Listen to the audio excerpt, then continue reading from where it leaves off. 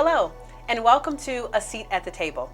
I'm your host, State Representative Sarah Anthony, and I have the privilege of representing Michigan's 68th House District, which includes the city of Lansing and Lansing Township.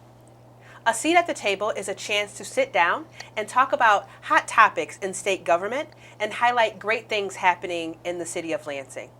As your state representative, I want to make sure our state government is open and accessible to everyone.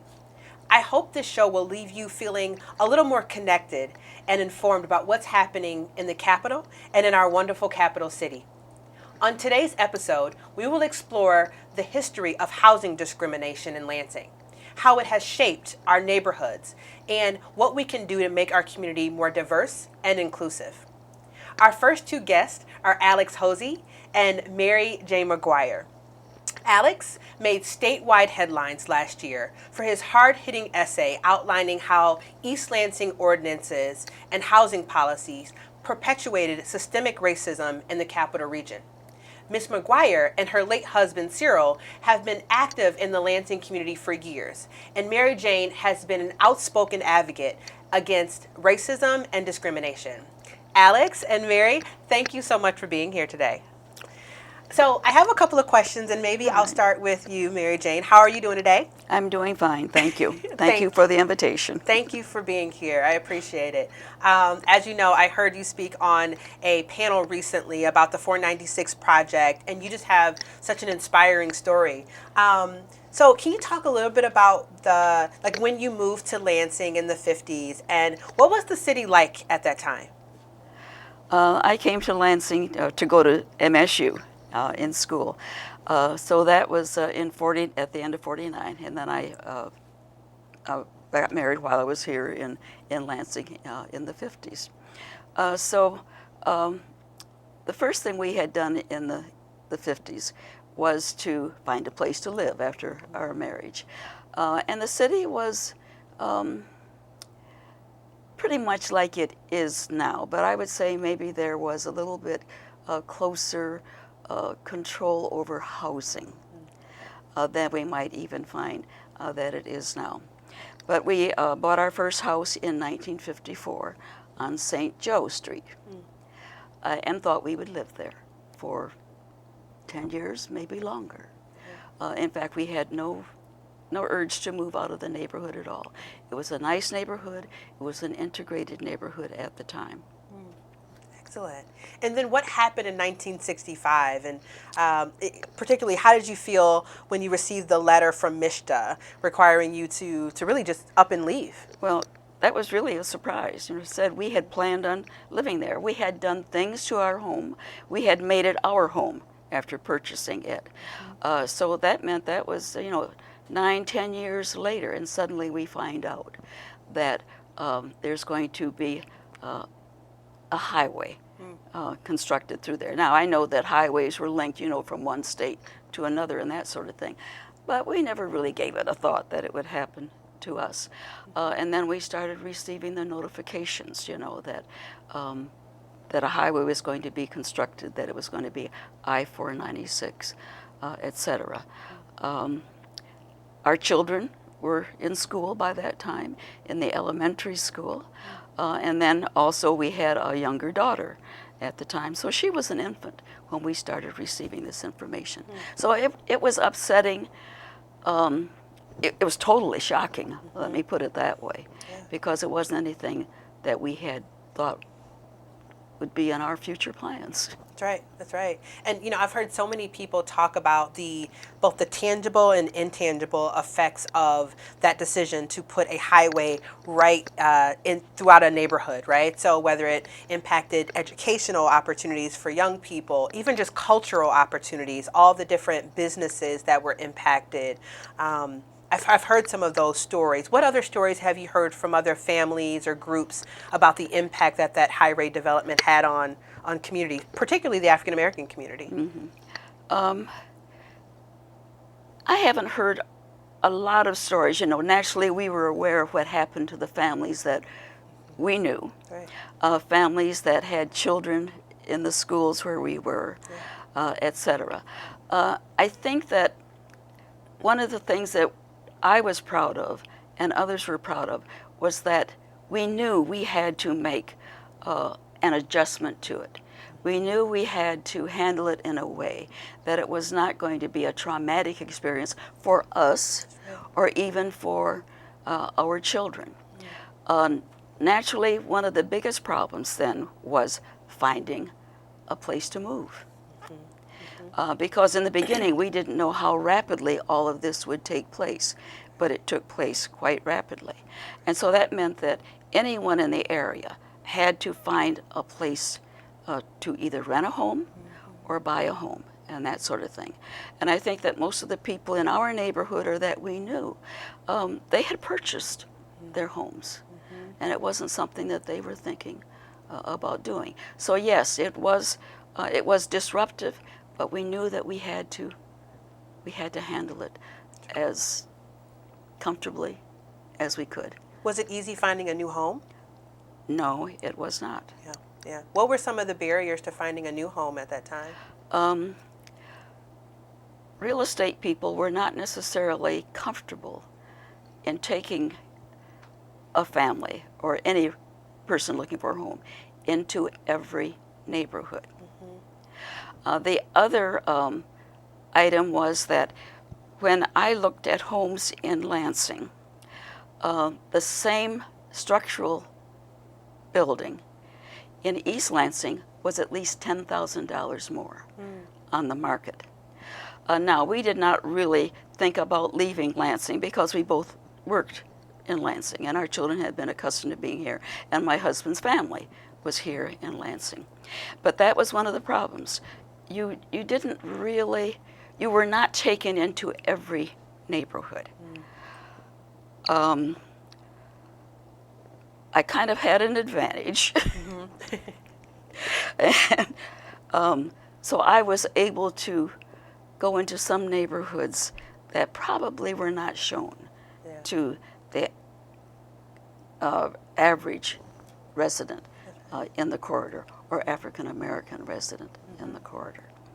So yes, we did have a problem finding a home.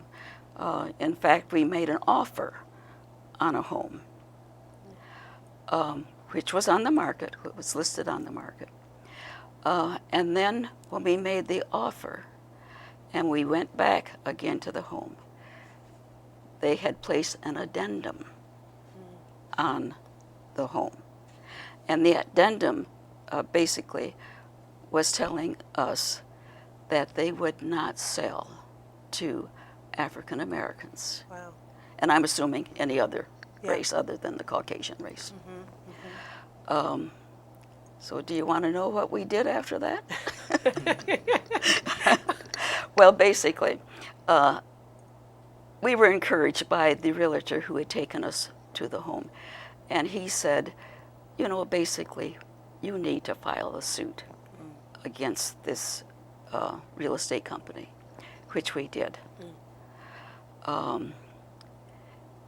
with the Civil Service Commission at the time. That suit was not settled until after we had relocated for 2 years. Wow. So all of that took place in 65, 66, and that suit was not settled until 1968. Wow. And at that time, what they did was they talked with the real estate company, and it was the real estate company that agreed to 3 or 4 different things that they would incorporate into their sale of homes, or things that they would not do. I have a copy of that if you would like to hear what they were. Yeah. Well, we'll get back to it. I want to make sure to get Alex in too, but that's just a powerful story, right? And it's something that probably is very much linked to Alex and your essay. So when did you write this essay, and what kind of inspired you to write this essay that links your family story to housing discrimination in East Lansing? Well, I wrote the essay in my freshman year, so my freshman basketball season, so 2017, I believe. Okay. In like the December, around the December time when I was 14. And I wrote it because I had decided to sit for the national anthem So, and my coach had asked me why I decided to sit for the national anthem. And my parents were like, you know what, let's explain it to him. And so they decided that writing an essay would be the best way to do that. And so I wrote the essay and I gave it to my coach, and he was like, this needs to go to somebody that can do something about it. And so he sent it to one of his friends, which was a city council member, and they gave it to the mayor of East Lansing. And within a week span, which was crazy. And then a month later, we were in his office and we were discussing on how an apology of some sort would take place. And we came up with a resolution that would apologize for the past racisms for housing discrimination in East Lansing. And back up a little bit. What happened with your grandfather and housing discrimination? I don't want to assume that everyone knows about your essay. Right. Although I've read it a couple of times. But tell people a little bit about what issue you were actually elevating in that essay. Okay, so in the essay, my grandparents, they were looking for a home in East Lansing in the mid 1960s, I believe, and so they tried to when they were searching for a home, they were stopped by a realtor because one of the deeds back then said that you were not allowed to buy houses if you were of African descent or you were not of the Caucasian race, pretty much. Mm-hmm. So they weren't able to buy a house. They weren't able to search for in a certain area. So the realtor sent them to a totally different area than where they asked to go, which was Churchill Downs in like the Lansing area. Mm-hmm. And so none of that changed until after the Fair Housing Act in 1968. So in 1969 they were able to purchase their home, and they were able to be some of the first blacks allowed in East Lansing after the covenants were like not allowed, pretty much. That's right. And so your essay sparked local attention. Tell us about the apology that took place in East Lansing. Tell us a little bit about what those next steps were.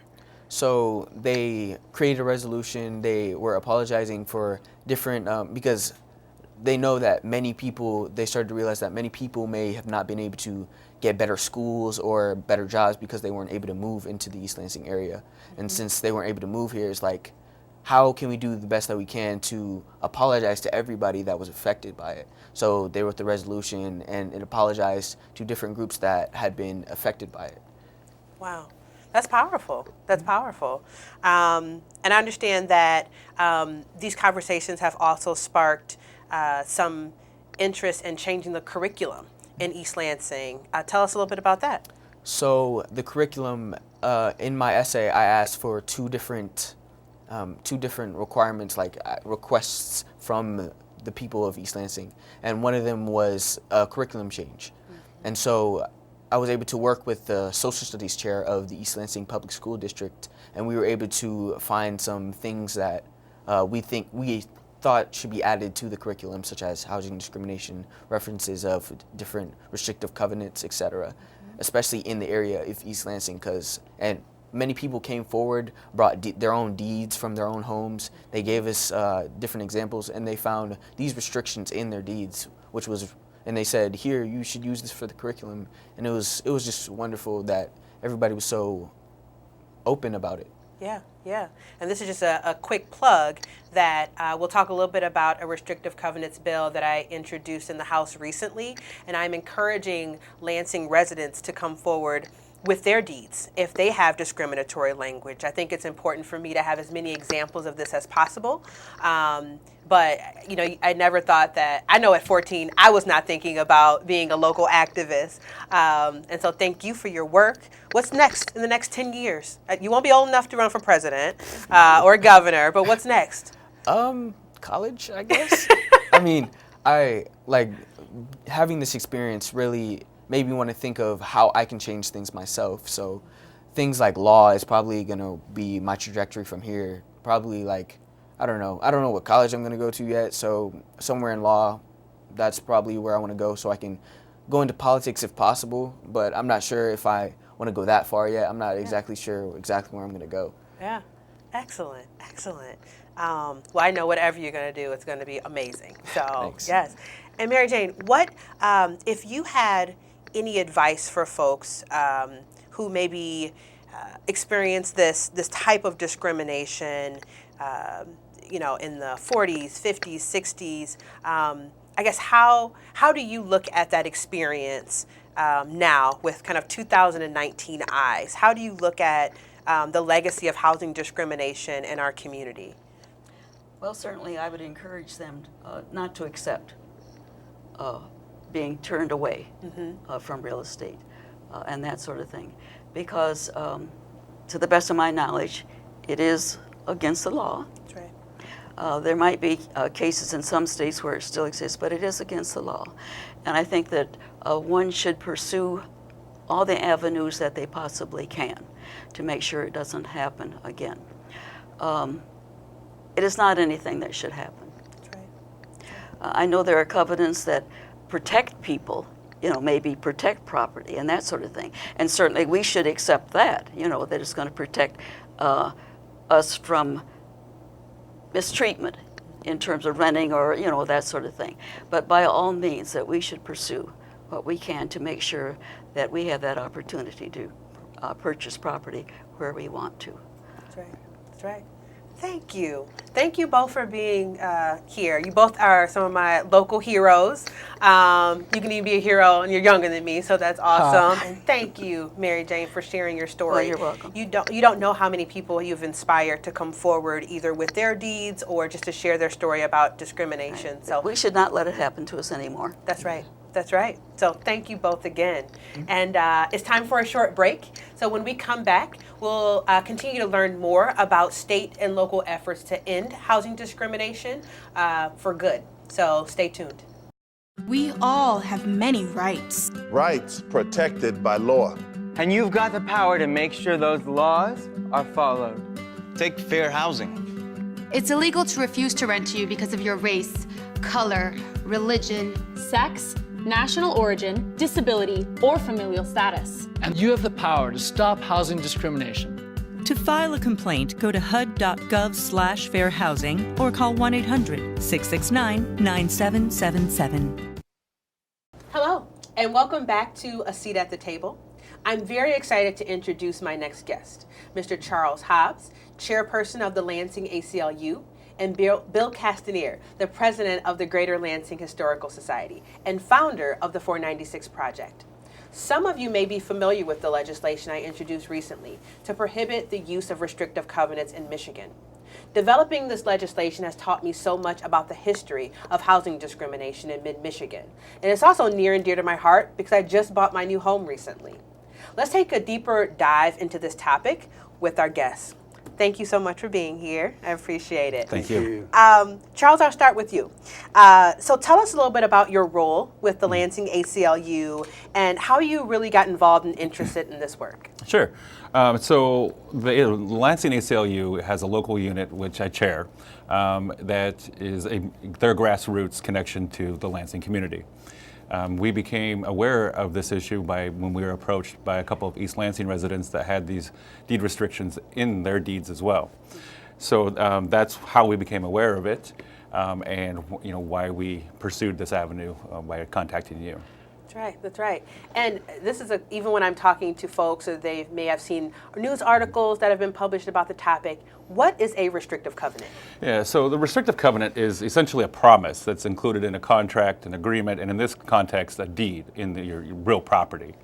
And what this essentially is that it binds the property as well as all future owners, heirs, assigns, and et cetera, going forward, essentially in perpetuity, to these restrictions that are explained in the deed. And when it comes to racial restrictive covenants, it's essentially what most of them say is that they cannot be transferred, occupied, or rented to anyone other than those of the Caucasian race.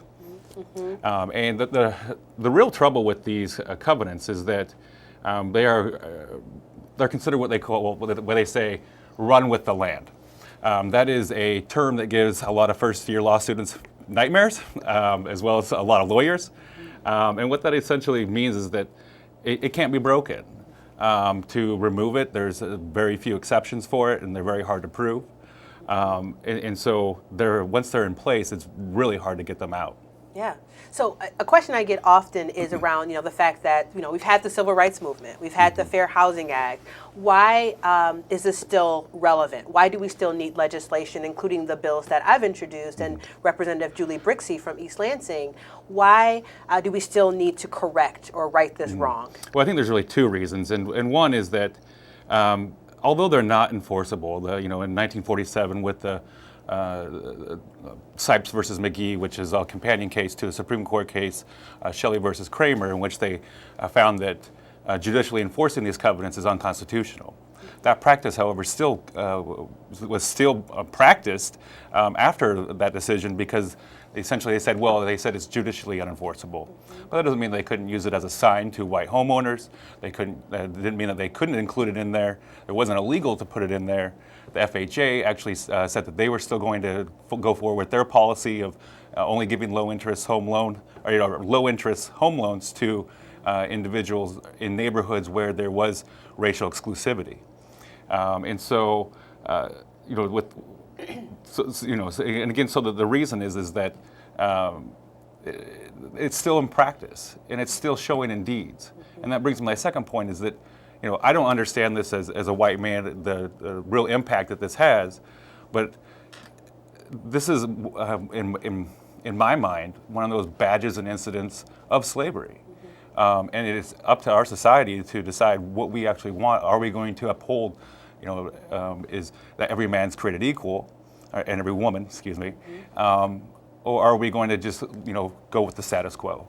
Absolutely, absolutely. It's again, being a first-time home buyer, it brings it all into perspective. The thing that I got a little emotional about when we were signing those dozens and dozens of paperwork that you're essentially signing your life away. The deed was really special to me, right? The fact that someone could literally, years and years from now, look that up and see my name on that, right? So. And Bill, so, Ms. McGuire talked a little bit about in our last segment about the impact that 496 had on a neighborhood in Lansing. Tell us a little bit about the 496 project and how you got involved in it. Okay, the 496 project is a joint project of the City of Lansing, the Historical Society of Greater Lansing, and the National Park Service. The goal of it is to tell stories that aren't relatively well known. And the story there is what kind of neighborhood was there before it was torn asunder by an expressway. In that particular area from River Street to Clare Street, there was more than 600 African American families that lived in there. It was a very wonderful neighborhood. We've heard from the 60 or more oral histories we've done, and almost overnight it was over. What got me interested personally in this was something that resonates kind of with what Alex said. When I was in high school, I had Dominican nuns. I was in an all-white school, but there was an all-black school run by Dominican nuns in our adjacent community. The nuns pulled us together for about 6 months every Sunday, 1 year, and that's when I first learned about restrictive covenants, redlining, steering by real estate agents, and things like that. And I learned it from kids who were my age. And they were more knowledgeable, obviously, about it than we were. We knew nothing about it. Wow, that's powerful. That's powerful. And I talk to people all the time that have no idea about the 496 project or just the impact that the highway had on communities, specifically the African American community. But you hear so many pioneers in our community talk about that impact. How can people get more involved, whether they are currently on the west side or just have a tie to this project? How do they get more involved? They can get involved by emailing us at info@lansinghistory.org, and someone will get back with you immediately, and we'll talk about how you can get involved. We're still looking for things. We're going to do an exhibit in January, so we're looking for things that pertain to that neighborhood. Some things as simple as menus from restaurants. There was more than 60 businesses in that neighborhood that are gone, mostly black-owned.